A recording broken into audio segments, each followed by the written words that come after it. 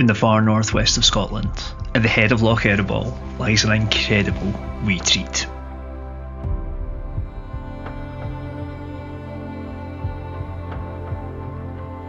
This is your beginner's guide to Strabeg Bothy.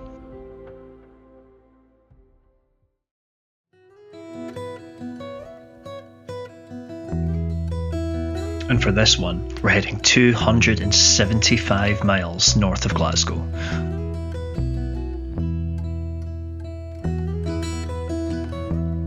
The what three words for your start point are inhales, aside, budgeted.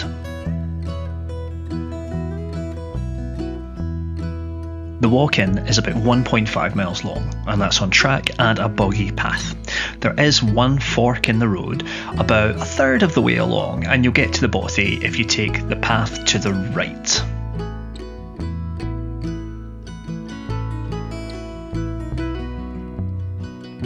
There's a record of continuous occupation around about the area since 1674, and the Bothy itself was built round about 1894.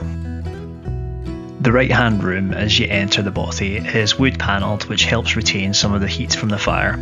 It's the only room in the Bothy with a working fireplace. There are plenty of hooks and a rack for drying, and I would guess that this room can comfortably sleep four, and it has some benches and desks there too. The left-hand room's fireplace has been blocked up, and with the MBA's ladders chained up, it is a little less homely than the other rooms. It could, at an estimate, sleep about 4 to 6 people. The left-hand room does lead to the annex towards the back of the Bothy. There is a Belfast sink and a toilet, but there is no running water, and the sink has now had a worktop put in over the top of it. The toilet itself can be flushed with buckets of water from the river. There is an extra room, one that's not mentioned in the Bothy Bible, which is next to the stairs. This could sleep up to an additional 4 people. It has some hooks for hanging things and a small shelf as well.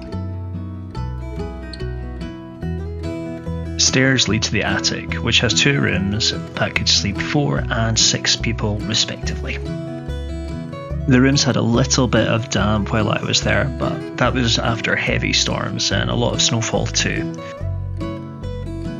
I wasn't able to stand up completely in the upstairs rooms, and at 6 feet that's not too bad, but just be aware that if you are of a taller persuasion, you'll have to crouch down a little bit while you're upstairs.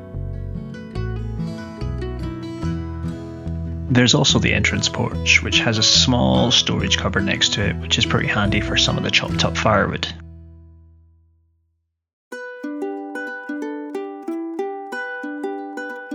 There are plenty of dead trees around the Bothy, and it's worth searching for them if you're not planning on bringing in supplies.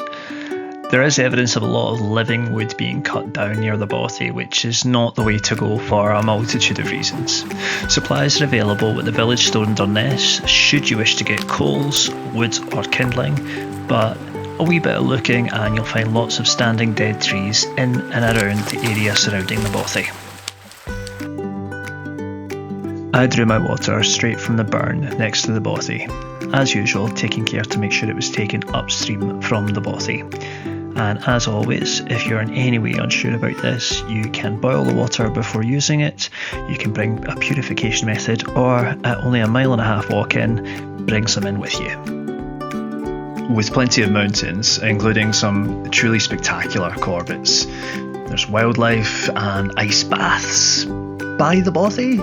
You don't need to go far to hit upon some of Scotland's beauty. However, with the proximity of the location of the Bothy to the North Coast 500, and with this location being the one that really sparked my interest in photography, I'm going to suggest a trip to Smoo Cave. Smoo Cave has the biggest entrance of any sea cave in the UK.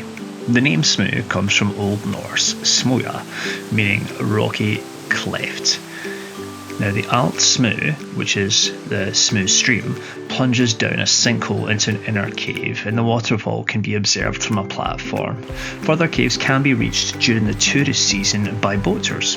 Smoo Cave is one of the places where you realise that after that there's no more landmass. You do feel like you're at the end of things. Even the geology around here changes so much. It's probably one of my favourite locations in the world. Not necessarily Smooth Cave, but just this part of Scotland. Gorgeous.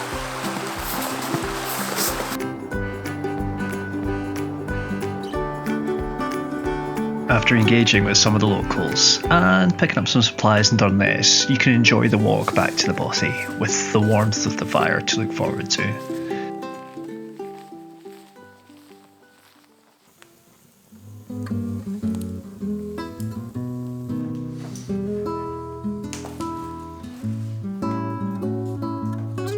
And be sure to peruse the Bothy book and add your own entry before you leave. It's a long way to travel, but the scenery, the Bothy, and the sense of being in the wilderness, but actually not being too far from the road, makes Strabeg an excellent Bothy to visit, and it is now up there as one of my favourites.